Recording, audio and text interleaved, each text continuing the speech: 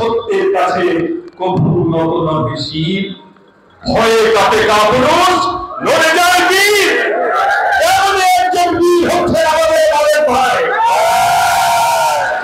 যখন সবাই চামচামিতে ব্যস্ত, ঠিক সেই সময় লন্ডনের মাটিতে 11 দিন অবরুদ্ধ করে রেখেছেন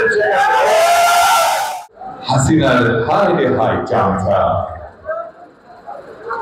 15-16 বছর যেদিকেই তাকাতাম শুধু চামচা আর চামচা।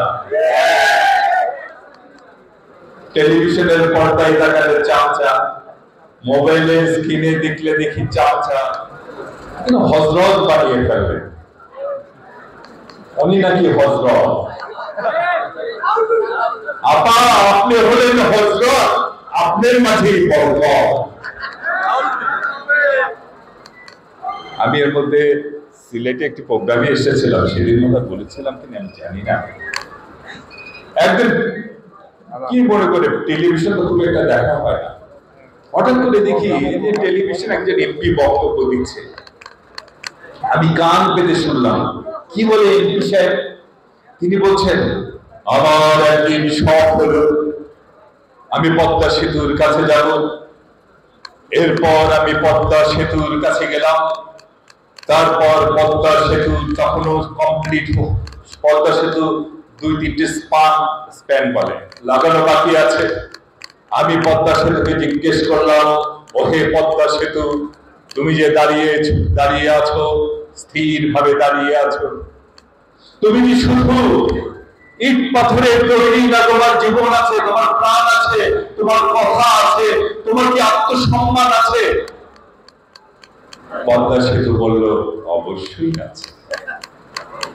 এরপর পদ্মা সেতুকে বললাম, তোমার যে দাঁড়িয়ে থাকার সাহস, তোমার যে আত্মবিশ্বাস, এর মূলে কে?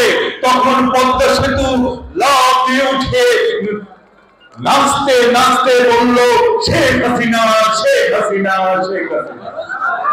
কত রকম চামচা। ব্যবসায়ীরা কে কে বললেন, আপা আপনি আজীবনের জন্য ক্ষমতায় থাকেন। একজন বলেন, আপা আপনাদের নীলকণ্ঠী, বিশ্বেও হজম হবে না। সবাই যেমন যেমন এরকম চামচামিতে ব্যস্ত, ছোটের মধ্যে গা বাঁচিয়ে দেয়। কেউ কেউ তখন রুখে দাঁড়ায়, দাঁড়ায় না? অসত্যের কাছে কভু নত নহে শির, ভয়ে কাঁপে কাপুরুষ, লড়ে যায় বীর। এমন একজন বীর হচ্ছেন আমাদের দলের ভাই। যখন সবাই চামচামিতে ব্যস্ত, ঠিক সেই সময় লন্ডনের